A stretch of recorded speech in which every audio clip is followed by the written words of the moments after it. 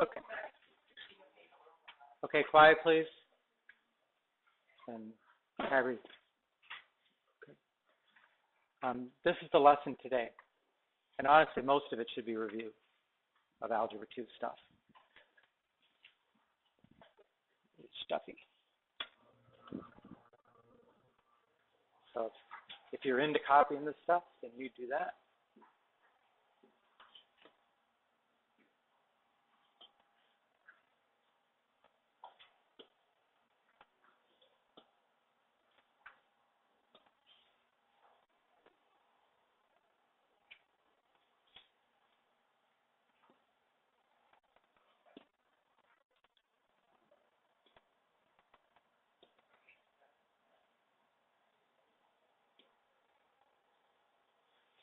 Okay, so quadratic functions, right? So it's a function. Actually, later in the class, I think it's chapter 10, but they may have renumbered the chapters. When we do conic sections, which include circles and ellipses and hyperbolas, we also do parabolas there. But then our parabolas could actually open up to the right or to the left, which means they're not functions. But we're only interested in the functions now. So they're either going to open up or they're going to open down.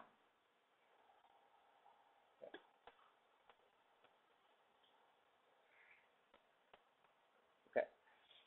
So a polynomial function, polynomial means many terms, right? Polynomial. And the most general way to write that is like this, right? A sub n just means it's a coefficient, right? There's the coefficient, and then there's an x raised to a power. So we're calling the coefficient is a sub n, the x is raised to the n. The next term, x is raised to 1 less power. So it's basically just giving you a polynomial with the highest degree term to the left, and then each term after it is 1 less power. All the way down until you get to the last two terms are a1 x to the first and a0, and you don't see an x, but x to the 0 would be 1, so you wouldn't see it anyways.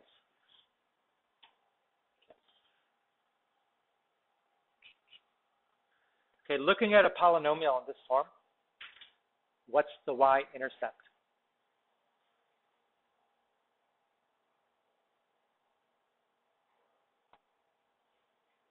How do you find a y-intercept? You substitute x equals 0, and you solve for y. Okay, well, what happens if you substitute x equals 0? What is this term becomes 0, 0, 0, 0, 0, 0, 0. A0 is the y-intercept. Always the constant term, that's the y-intercept. Because all the other terms are going to drop to 0 as soon as you substitute a 0. So the last one, that's your y-intercept. Okay, the degree of a function is the highest power term. So in this case, they call it n. And then here's a few examples of functions that we've dealt with so far. The linear is ax plus b or mx plus b. Constant function is just equals a number. And then the squaring function, remember they gave that as a parent function in the last chapter. And we'll use it here a little bit today.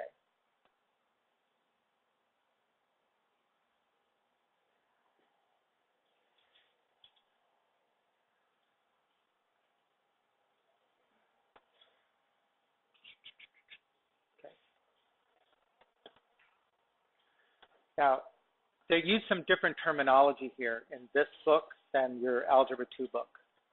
In Algebra 2 book, they call this form of a quadratic the vertex form because it's written in a way where you could tell what the vertex is.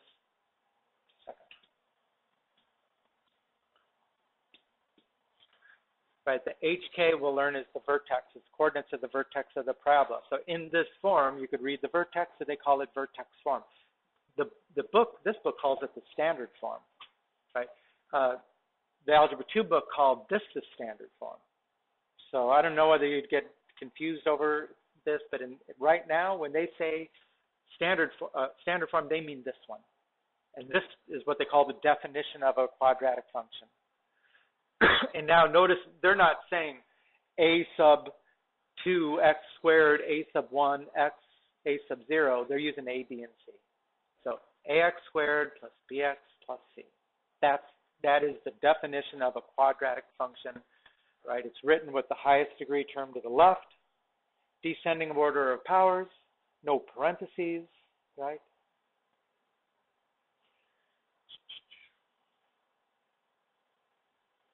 Now, it's two things that you can tell by looking at this definition form, right? What does the C represent? It's the y-intercept, right? The constant term is always the y-intercept. That's the y-intercept, right?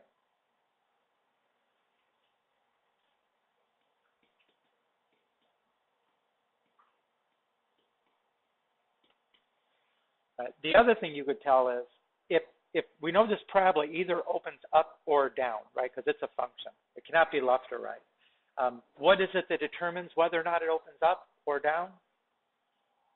The A, right? If the sign of A is positive, it opens up. If the sign of A is negative, it opens down.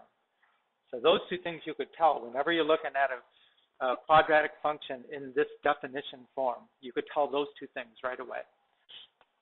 Right. If A greater than 0, opens up. If A is less than 0, opens down.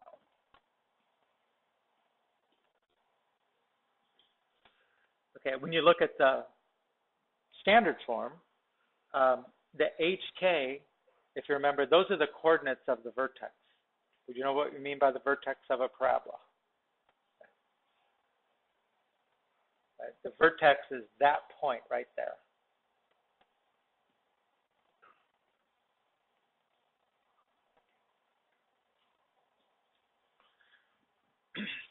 So in this form, you could tell the vertex. What else could you tell? What's the other letter there that we need to fill in? The A, okay? But that A is the same A as that A. It tells you the same thing. If that A is greater than 0, it opens up. If it's less than 0, it opens down. But it's the same A, exactly the same number.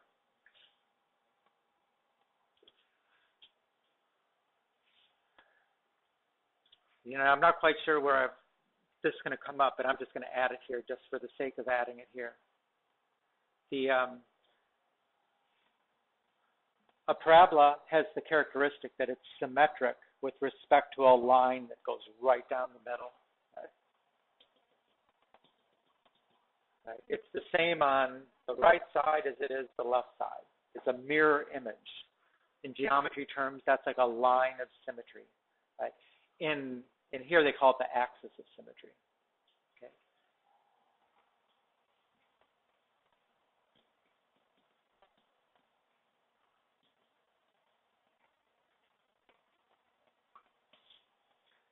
Now, given that the axis of symmetry goes right through the vertex, then we ought to be able to say, what's the equation for the axis of symmetry?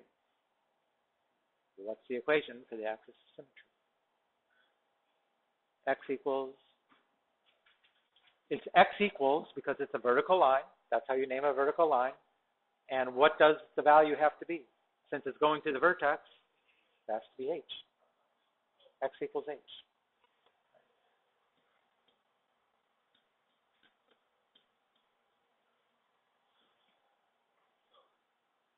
Yeah.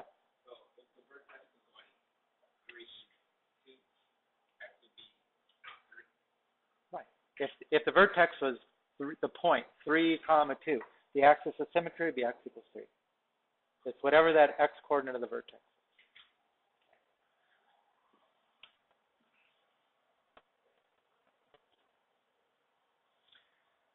Okay, now, we learned in the last chapter that we can actually transform functions by comparing them with their parent function.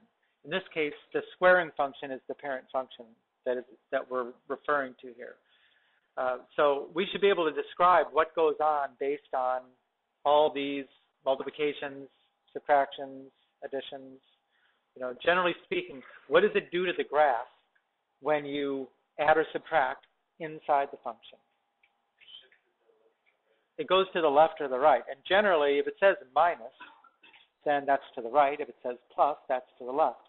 But the fact is that that's a minus, right? The formula's got a minus in it. So when H is greater than 0, that means it's going to the right. When h is less than 0, it's going to the left. That's not the way it's going to look. It's going to look like x minus a number, right? So we can't be confused about it. But this is a horizontal shift. I'll just say left to right. What does it do to the graph if we add a number after the function? Up or down, right? Plus means up, minus means down, and there's no confusion in this case, right? Because it's got a plus in front of it.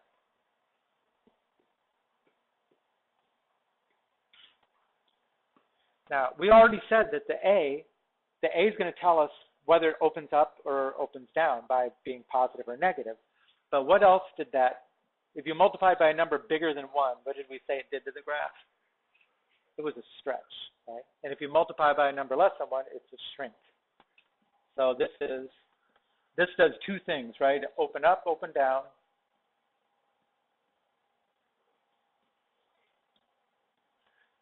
Stretch and shrink.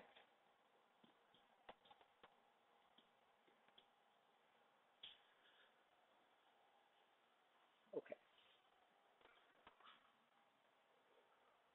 Yeah. What is that minus h? It's going to go left or right. I mean, just for example, right? What if we had this? I'll just make it the simplest one. F of x equals x minus 2 squared. What is the shift? Right 2. What is the value of h? Positive 2, right? The minus is in the formula, right? So the h is actually positive 2. You're subtracting a positive 2. It's still, as you look at it, just think of minus inside means go to the right, plus means go to the left. But h is definitely positive. The minus is part of the formula.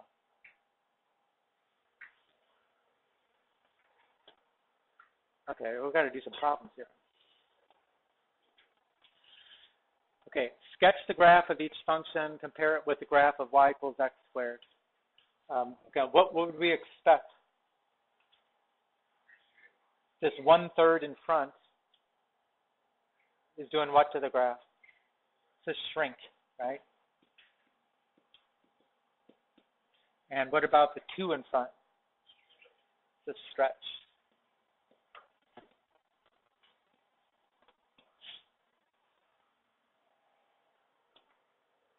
Right, there's both of the graphs.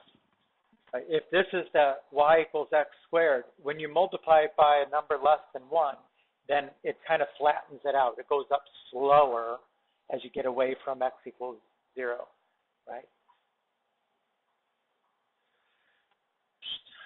And when you multiply it by a number that's bigger than 1, right, here's the x squared, the gray line. Then when you multiply it by a number bigger than 1, it goes up faster, right? This is the shrink.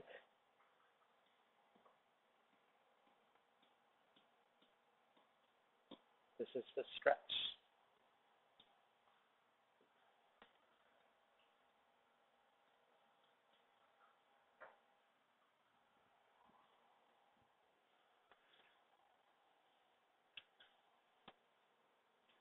You know, the rest of it, you know, we really, most of the time, we don't think of it so much as transformations. We just think of it as finding the vertex, you know, and then that takes you to the right place, which again is left, right, up, down, flip.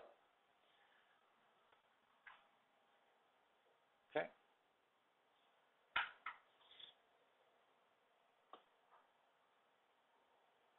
While I'm on. Okay, sketch the graph, identify the vertex and the axis of the parabola. And I think I've got this up here twice for a reason. Okay. Now, how many of you in Algebra 2 completed the square? Okay. So in the book, when they show you this, they're going to do this by completing the square. But I'll show you, you know, if you didn't do that, there's another way to do it. I'll show you both ways. The book is just showing you completing the square. Completing the square is not necessary at this point. When we get to that chapter on conic sections, it's necessary. There's no way around knowing how to complete the square. And we tend to have a little bit of trouble with completing the square. But completing the square, again, if you start with a polynomial, you like to turn some part of it into a binomial in parentheses squared. And it's just, this is how you get to that point. Okay, so first step. Right, you look at the first two terms. If the A is not equal to 1, you need to factor A from the first two terms. Okay, what is the value of A in this problem? It's 3, okay. So factor A, 3, from the first two terms. Do not factor the first two terms completely. Don't take out 3x. That will totally mess you up. Factor the 3 from the first two terms. X squared minus 3x. Okay, leave the 4 outside. Oh yeah, you're right. Good.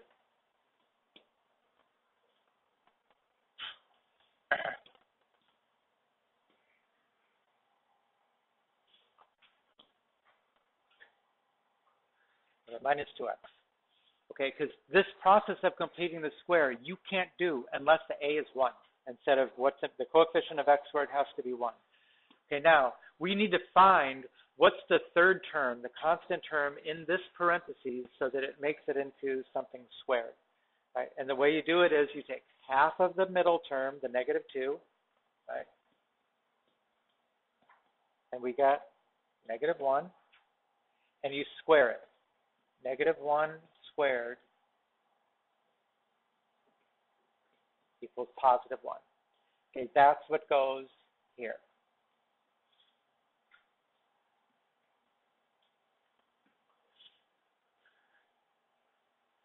Right, so this is here. Okay, now you can't just add a number to one side of the equation because you just changed the, what was on that side. Depending on when you're solving an equation, not graphing a function, yeah. It's the process. Yes, always divide by 2. We can't add to the other side to balance out because it needs to be solved for the f of x. So instead of adding to the other side, whatever we did here, we do the opposite at the end. So if you add something, subtract at the end. If you subtracted something, add at the end. Okay, we added a 1 there, okay, but we really didn't add a 1. We added 3 times 1, right, because of the 3 outside parentheses. We have to say, this is a 3. 3 times 1 is 3, so subtract 3, right? This balances.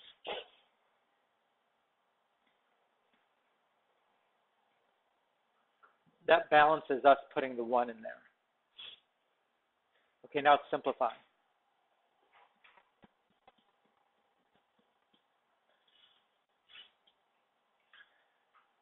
Now, if you look at this x squared minus 2x plus 1, you should be able to factor it like that, right? With two numbers, the product is 1, the sum is negative 2. That would be x minus 1 times x minus 1, or x minus 1 squared.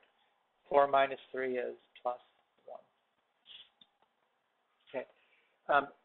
Sometimes it's not that easy. If we have fractions involved, then trying to look at what's there and say, well, how does it factor, may not be as easy. Just remember, it's whatever the half of the middle term was, that's what goes there. The half of negative 2 was 2, that's what's there. Yeah?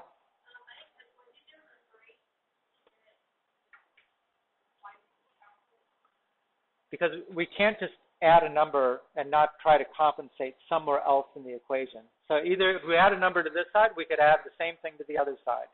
But since this is solved for f of x, we don't want to put something with the f of x. So instead of doing that, if we added 3 by putting a 1 there, we subtract it at the end of the line to balance it out. Right now, the net effect of what we did is nothing. We really have the same equation we started with. Okay, so this is, we changed it to the standard form here. Now it says, sketch the graph, identify the vertex and the axis of the parabola. Okay, well, what is the vertex? Looking at this here, what is the vertex? Remember, the minus 1, the minus is part of the formula, so h equals positive 1. So h is 1, k is 1. The vertex is the point 1, 1.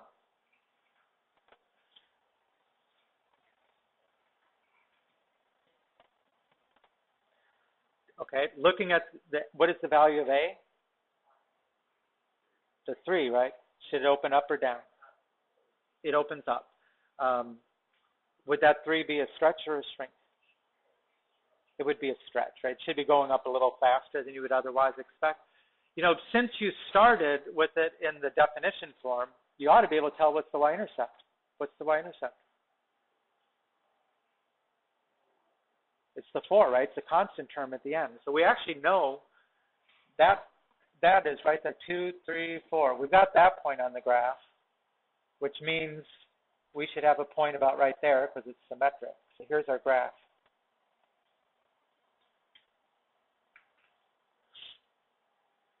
Okay, and the last it says axis of symmetry. What's the equation of the axis of symmetry? It's x equals h, but what does h equal?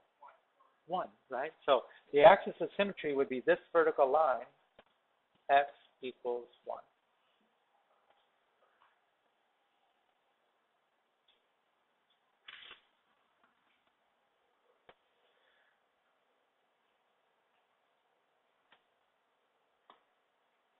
Okay, now here's the other way, and maybe a way you did it before, and which you prefer to do it now, and it doesn't matter to me. I mean, there will come a time when you got to complete the square. But if you remember from Algebra 2 days, we can actually calculate the h and the k, right? We have a formula for the h. The h equals negative b over 2a, right? Instead of going through all that completing the square stuff, just calculate the h. Okay, in this problem, what is the b and what is the a? The b is negative 6, and the a is 3. So this will be negative 6 over 2 times 3, which is 6 over 6, which is 1. Right? And then the k should be f of h. Right? It's the function value at x equals h. So k equals f of h, or f of h, in this case it's f of 1. So that'll be 3 times 1 squared minus 6 times 1 plus 4, which is 3 minus 6 plus 4 equals 1. Now, in our standard form, f of x equals a times x minus h squared plus k. Right? Well, we already determined the x and the h. Right? X minus 1 squared plus 1. Right? How do we figure out the a? It's the same a, right? Remember we said that? It's the same a. You don't need to do any calculating. Just look up there. It's a 3. Done. So for most of these problems, you do have to put it in vertex form, or standard form in some way. So either you could do it by completing the square, or you could calculate your h this way and then substitute it in to find the k. And then repeat the a.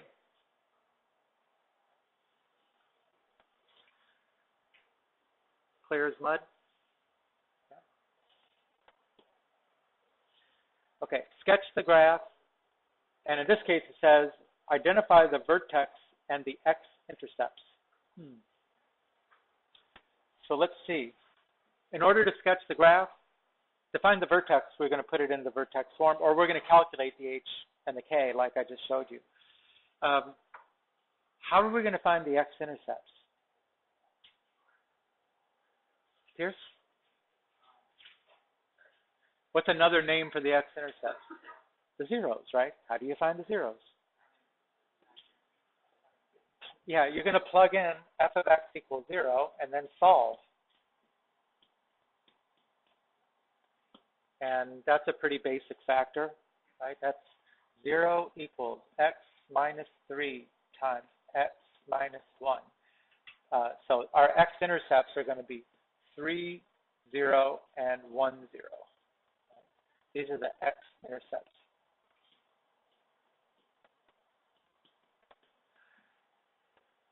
And I'm going to complete the square just because I probably need more practice at doing that than the other thing.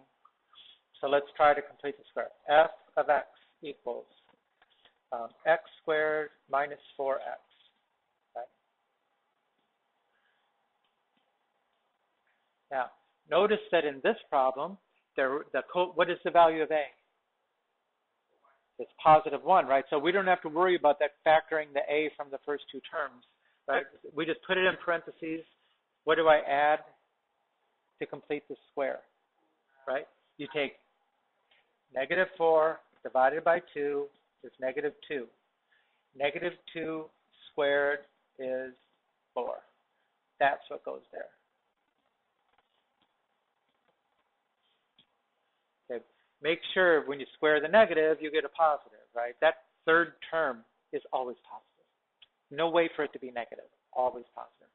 Okay, now I added 4. I'm going to have to do something to compensate for that. What is that going to be?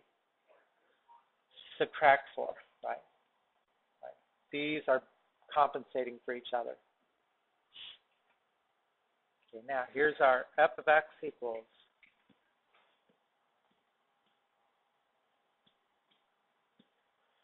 what is it that goes in the parentheses? Squared. X minus 2 times x minus 2, right? It's whatever the half was, negative 2. Okay, so let's see. Sketch the graph. What's the vertex? 2, 1. Does it open up or down? Yeah, I mean, it's a positive in front of parentheses, so it's going to open up. What's the y-intercept? Yeah, we actually have a vertex. We've got the x-intercept. We've got a y-intercept. So this is 1, 2, 3. 1, 2, 3. That's 2, 1. No, it's something's wrong there, isn't it? What's that? What did I get wrong? Oh, it's 2, negative 1. You're right. Sorry. So that's the vertex. These are the x-intercepts. This is the y-intercept. So I think that's plenty to sketch the graph. And it didn't ask for the axis, but what is the axis?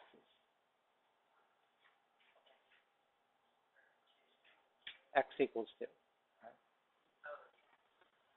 Right? If the vertex, right, that point right there, HK, equals 2, negative 1. So the axis is x equals 2.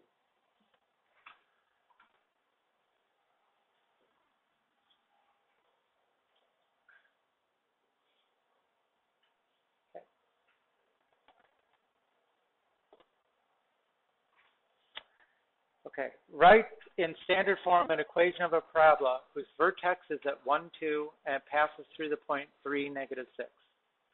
We tend to struggle with these problems. But I'll show it to you, and practice makes perfect. So what's the standard form again?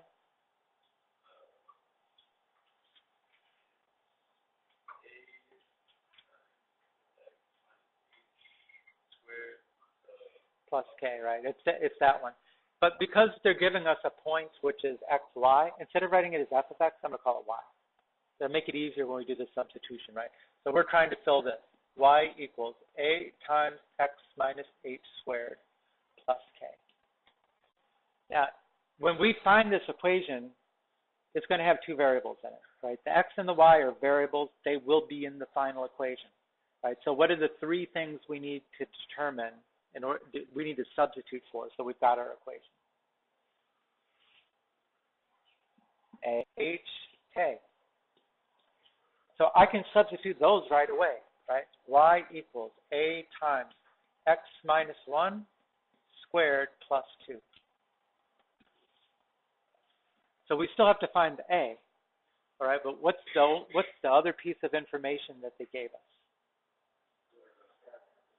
They gave us one particular point on the graph, right? Which is one x, y coordinate pair, which means if you substitute for x and y here and here, then the only thing you will not know is a, so you solve for it.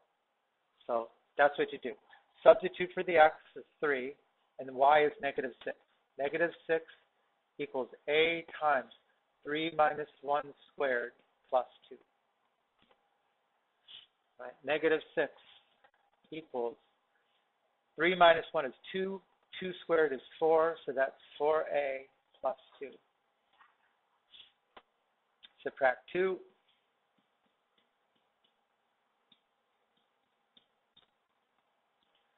Right, solve for the a, and then plug it in. Right, we had, at this point right here, we had everything except the a, so just put in the a now.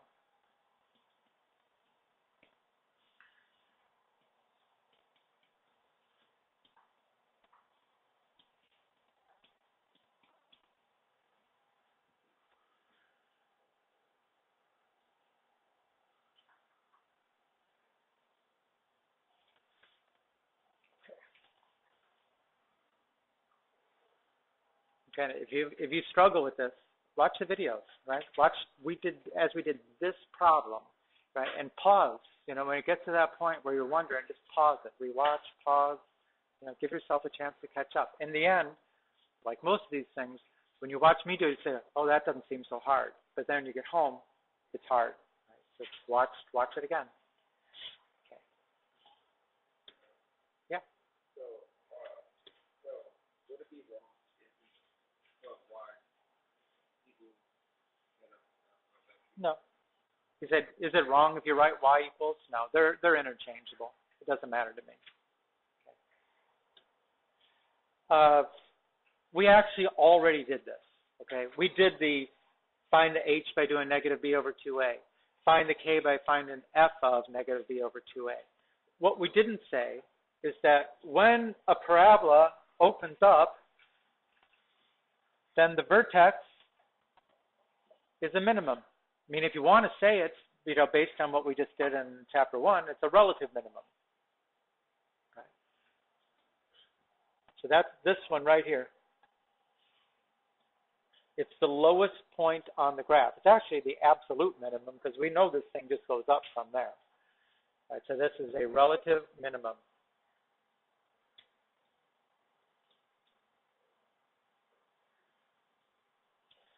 Okay, if the graph opens down, meaning the a is less than 0, then the vertex is a maximum. And if you want to call it a relative maximum, that's fine too.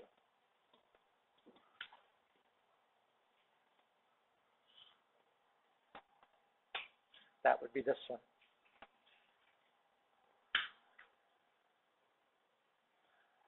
Now, they don't have any problems in the homework, which are just like, here's an equation, find the minimum. Here's an equation, find the maximum. All they have are word problems.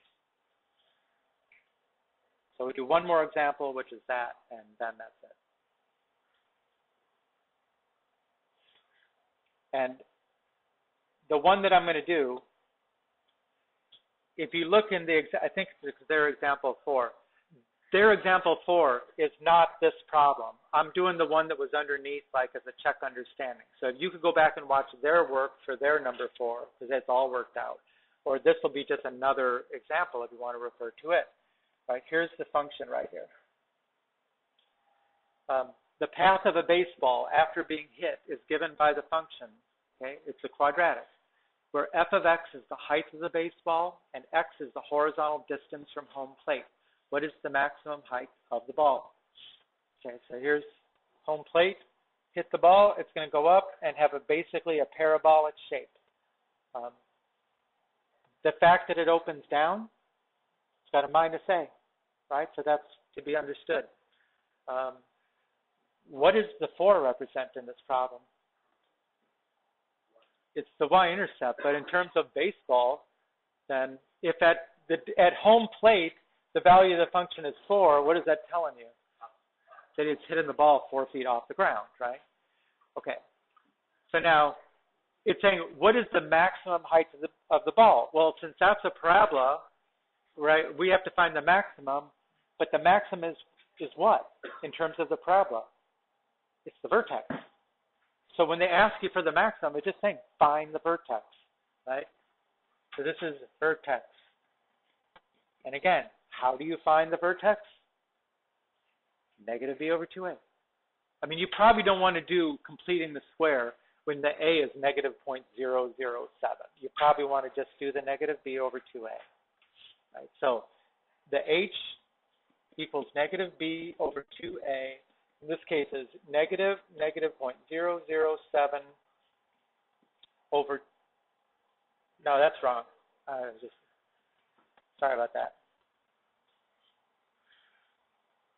Negative 1 over 2 times negative 0.007. Okay. And anybody have that?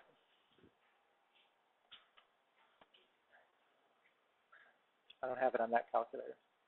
I think I probably still have it on this one. Yeah. It was like 71.4.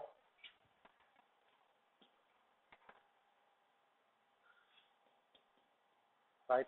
So that's the h, right? That's the x coordinate, right? And then that's telling you at 71.4 feet from home plate, it reaches its maximum. How do you find the maximum height? That's the k. K equals f of h, which is, in this case, negative 0.007 times 71.4 squared plus 71.4 plus 4. And again, I did that already, 39.7.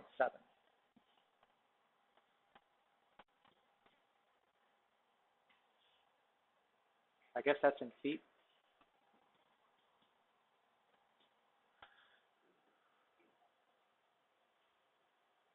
So there was 2 problems at the end, which are word problems. One's an odd, one's an even. Again, when it says maximum, minimum, it just means find the vertex. Do the negative b over 2a. That's everything.